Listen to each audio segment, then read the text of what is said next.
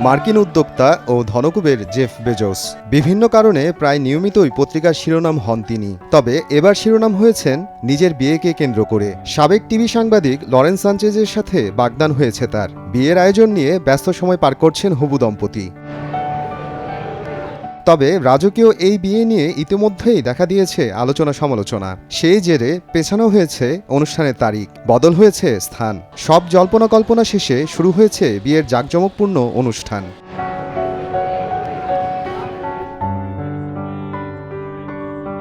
সাবেক সাংবাদিক Lawrence Sanchez একজন লাইসেন্সধারী পাইলট এবং লেখক। সম্প্রতি নারীদের নিয়ে এক মহাকাশ যাত্রায় অংশ নেন তিনি। এই যাত্রার উদ্যোগ নেয় জেফ বেজোসের কোম্পানি ব্লু অরিজিন। 2019 সালে জেফ লরেনের সম্পর্ক প্রকাশ্যে আসে। 2023 সালে তাদের বাগদান হয়।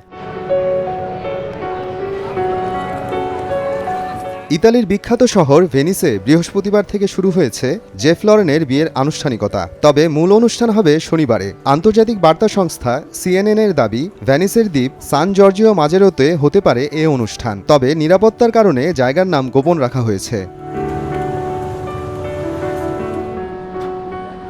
বিয়েতে দাওয়াত পেয়েছেন প্রায় 200 জন অতিথি। তাদের তালিকায় আছেন অভিনেতা লিওনার্দো ডি ক্যাপ্রিও, গায়ক Mick Jagger, Kim Kardashian, Oprah Winfrey, Orlando Bloom, এমনকি ইভাঙ্কা ট্রাম্পও। বিয়ে তো নয়, যেন তারকাদের মিলন মেলা। জানা গেছে জেফ লরেনের বিয়ে উপলক্ষে প্রায় 95টিরও বেশি প্রাইভেট জেট নামবে ভেনিসের বিমানবন্দরে।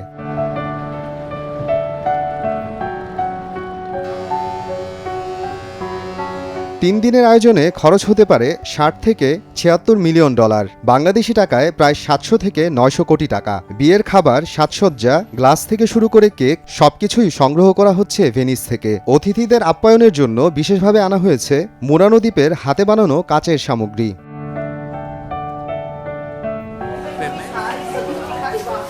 জাঁকজমকপূর্ণ এই আয়োজন নিয়ে স্থানীয়দের মনে দেখা দিয়েছে ক্ষোভ। নো স্পেস ফর বেজোস স্লোগানে বিক্ষোভ করছে স্থানীয়দের একাংশ।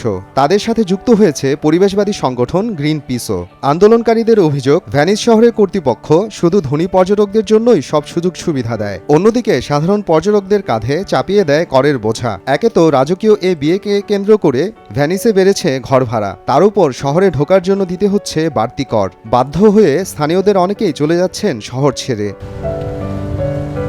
এছাড়া ভেনিসের খালঘেঁষা দ্বীপেই নোঙর করা হয়েছে জেফের $500 মিলিয়ন সুপার ইয়ট করু। স্থানীয়দের দাবি, এ সুপার ইয়টের কারণে ব্যাহত হচ্ছে জলজ বাস্তু সংস্থান। তবে ভেনিস কর্তৃপক্ষ বলছে, বিয়েতে শত শত অতিথি এলেও স্থানীয়দের জীবনযাত্রায় কোনো ব্যাঘাত ঘটবে না। আলোচনা সমালোচনা থাকলেও সবারই নজর জেফ লরেনের রাজকীয় এ বিয়ের দিকে। এখন অপেক্ষা শনিবারের, যেদিন হবে বিয়ের মূল অনুষ্ঠান। মোহাম্মদ আফরানুল ইসলাম, সময় সংবাদ।